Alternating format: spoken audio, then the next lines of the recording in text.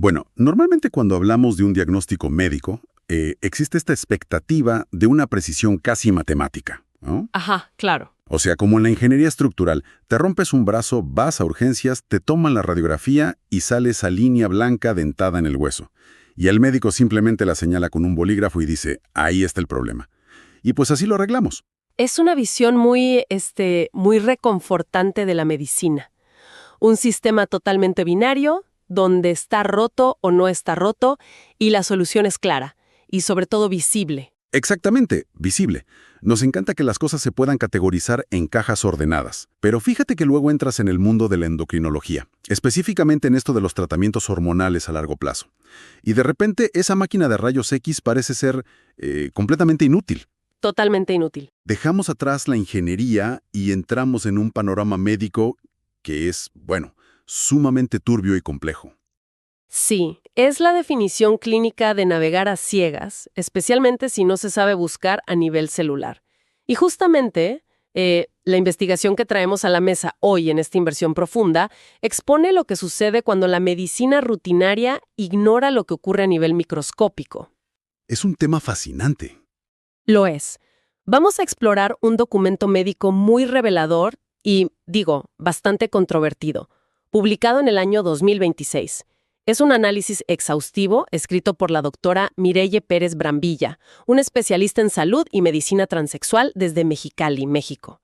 Y bueno, este texto básicamente sacude los cimientos de ciertas prácticas endocrinológicas. Y el objetivo de nuestro análisis a fondo hoy es desenredar un punto verdaderamente neurálgico en este campo, que es el daño óseo irreversible en mujeres transexuales causado por el uso de ciertos progestágenos. Así es. Para ser muy específicos, el documento se enfoca en la medroxiprogesterona de depósito. Quizás el nombre científico suene complejo para quienes nos escuchan, pero en la práctica popular se le conoce como la famosa inyección trimestral. Exacto, la inyección trimestral. Y al revisar estas fuentes, me encontré con una desconexión abismal, o sea, una brecha enorme entre lo que la práctica médica común acepta todos los días en los consultorios y lo que la biología molecular nos está gritando desde los microscopios. Y creo que para establecer el tono correcto desde el principio, es súper importante señalar que la intención de este análisis no es emitir juicios sobre las decisiones personales de salud de nadie. Claro, para nada. El objetivo es entender la mecánica pura detrás de los medicamentos. Queremos observar lo que la autora llama la biología molecular oscura de este fármaco y contrastarla frente a la inercia clínica. Biología molecular oscura. ¿Qué término? Es muy fuerte. La premisa central del documento es que existen mecanismos moleculares específicos desatados por esta inyección que bloquean las vías naturales de rescate del hueso. Así que, para entender por qué este daño al esqueleto es permanente, primero tenemos que hacer un viaje a nivel celular, ¿no? Ver qué le hace exactamente esta sustancia a nuestro soporte estructural. Bueno, pues vamos a desempacar esto con cuidado, porque la idea de un daño irreversible al esqueleto suena a película de terror médico. Sí, bastante. Necesito entender cómo se ejecuta esta destrucción paso a paso. El documento empieza haciendo un contraste que me pareció clave, comparando la inyección con el estradiol. Si entiendo bien, el estradiol, que es la base de muchas terapias estrogénicas, generalmente actúa como un protector para los huesos, ¿verdad? Ajá. Por eso escuchamos tanto sobre la pérdida de densidad ósea después de la menopausia. Esa es una base fundamental. El estradiol tiene un efecto protector a largo plazo a través de cambios epigenéticos. Esencialmente le dice al hueso que se mantenga fuerte y que siga renovándose. Ok. Pero la medroxiprogesterona de depósito, o MPA como le diremos para abreviar, hace exactamente lo contrario, y el mecanismo es brutal. Lo que induce es un estado que el texto denomina hipogonadismo profundo. A ver, espera. Hipogonadismo profundo. ¿Qué significa eso en términos prácticos para el cuerpo humano? Pues imagina que el sistema endocrino del cuerpo, específicamente el eje que conecta el hipotálamo y la hipófisis en el cerebro con el resto del cuerpo, es como el termostato central de una casa. Ok, el termostato. La MPA es un progestágeno sintético de una potencia tan masiva que al entrar al sistema no solo baja el termostato, sino que apaga por completo el centro de mando. Wow. Al suprimir este eje central, crea un bloqueo, impide que el estradiol protector logre llegar y acoplarse a los receptores óseos, incluso si el paciente está tomando estrógenos externos. Básicamente, la MPA secuestra el espacio metabólico. Secuestra el espacio metabólico y deja al hueso sin su escudo protector. Pero la fuente menciona algo que cataloga como el secreto sucio de la MPA. Sí, Y creo que aquí es donde pasamos de la simple falta de protección a una destrucción activa. exactamente. Lo que desconcierta a muchos profesionales de la salud que no han revisado esta farmacología a fondo es que la MPA tiene una afinidad altísima por el receptor de glucocorticoides. Glucocorticoides, como el cortisol, la hormona del estrés. Muy similar.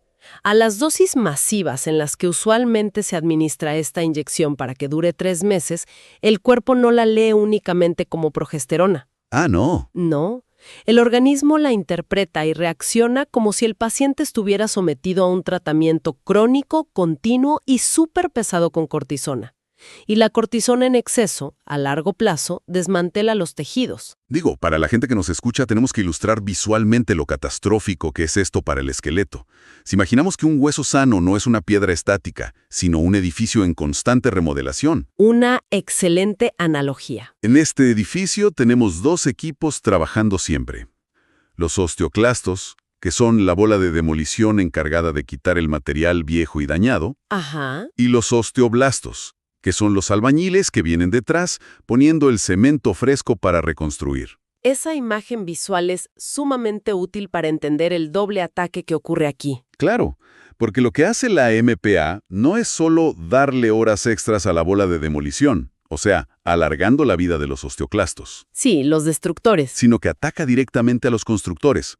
El texto usa la palabra apoptosis para describir lo que le pasa a los albañiles. La apoptosis es, en términos sencillos, una secuencia de autodestrucción celular programada. ¡Qué locura! Lo que hace el efecto glucocorticoide de la MPA es presionar ese botón de autodestrucción en los osteoblastos, mediado por unas enzimas llamadas caspasas. Ya veo. Así que volviendo a la analogía, la inyección literalmente les pide y elimina a todos los albañiles. La demolición continúa agresivamente. El edificio empieza a caerse a pedazos por dentro, y al mirar la obra de construcción, no queda absolutamente nadie para levantar los muros de nuevo. Y fíjate que el daño no se detiene ahí, ¿verdad? Porque el hueso no flota en el vacío. Está conectado al músculo. Y el reporte detalla algo llamado efecto antianabólico muscular. Así es. Si esta sustancia imita a la cortisona crónica, ¿qué le está haciendo a los músculos que sostienen ese esqueleto ya debilitado? Pues provoca un catabolismo proteico severo. En lenguaje cotidiano, el cuerpo empieza a devorar su propio tejido muscular para obtener energía. ¡Wow! Esto es impulsado también por una resistencia a la insulina inducida por el fármaco. El músculo pierde su masa y, lo más importante, su calidad contráctil. Se vuelve débil. Y aquí es donde las piezas se encajan de una forma terrible. El documento menciona la mecanotransducción. Si entiendo la física del cuerpo humano, el hueso necesita que el músculo lo jale, Ajá. que le aplique fuerza para saber que tiene que mantenerse fuerte. Esa tensión mecánica es el lenguaje con el que el músculo le habla al hueso. Le dice, estamos bajo carga, necesitamos que te densifiques. Claro. Al atrofiar el músculo, la MPA silencia esa señal por completo. Entonces tienes un hueso que no recibe la orden de repararse y cuyos constructores celulares, los albañiles, están muertos por el efecto químico. Es una falla sistémica total de la unidad músculo-hueso. A ver, me cuesta un poco asimilar esto sin hacer la pregunta obvia.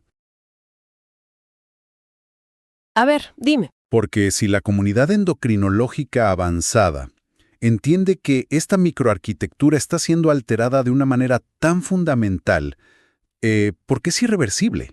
Esa es la gran pregunta. Digo, si tienes un paciente cuyos huesos se están deteriorando por este medicamento, el protocolo estándar que cualquier médico de familia pensaría es recetar calcio, vitamina D o esos medicamentos para la osteoporosis que anuncian en todas partes. Sí, los que ves en la televisión. Exacto.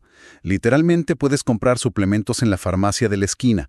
¿Por qué una dosis masiva de calcio o un tratamiento de rescate no soluciona el problema simplemente? Pues esa es precisamente la frustración clínica que la fuente intenta visibilizar con urgencia.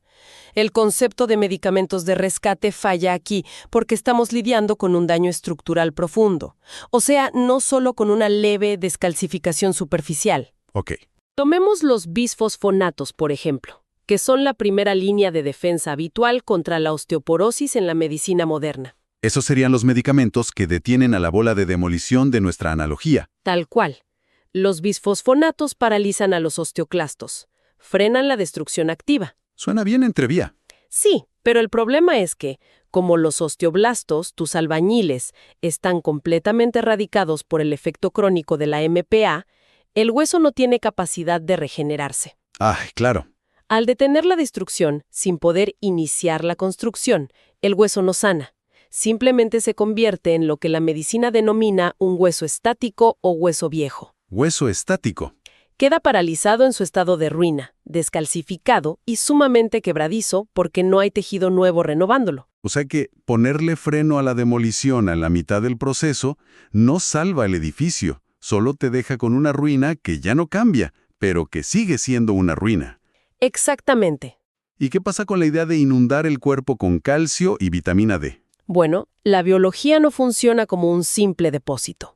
Para que el calcio y la vitamina D se integren y formen hueso nuevo, el cuerpo necesita una señal hormonal anabólica, clara. Una orden. Una directriz que diga, tomen estos materiales y construyan.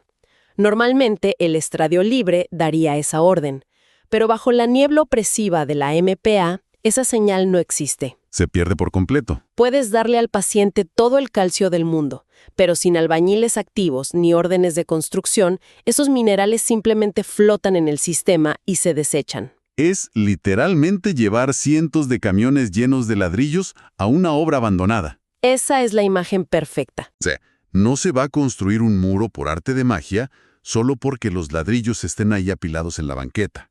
Para nada.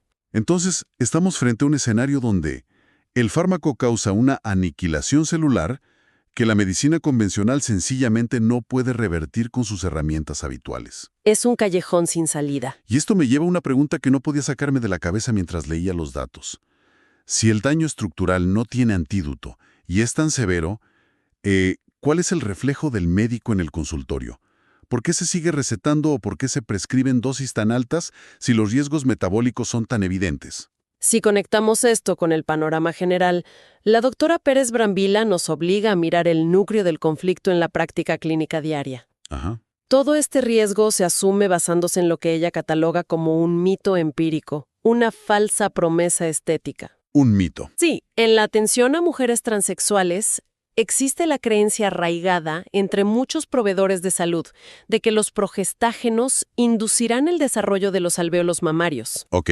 La idea empírica es que la inyección otorgará mayor volumen, una maduración completa y esa ansiada redondez en el pecho. Pero el reporte es tajante al explicar que esta expectativa es una trampa biológica. Lo es. Detalla que, en el desarrollo natural, el estradiol ayuda a formar los conductos mamarios, y la progesterona se encargaría de desarrollar la unidad lobulillar al final de esos conductos. Correcto. Sin embargo, la crudeza de los datos muestra que este desarrollo alveolar maduro inducido por progesterona solo ocurre en la mujer cisgénero. Así es, hay una diferencia estructural clave ahí. En la mujer transexual expuesta a la MPA, esa estructura mamaria simplemente no se forma de esa manera. La evidencia clínica que presenta la autora es contundente al respecto.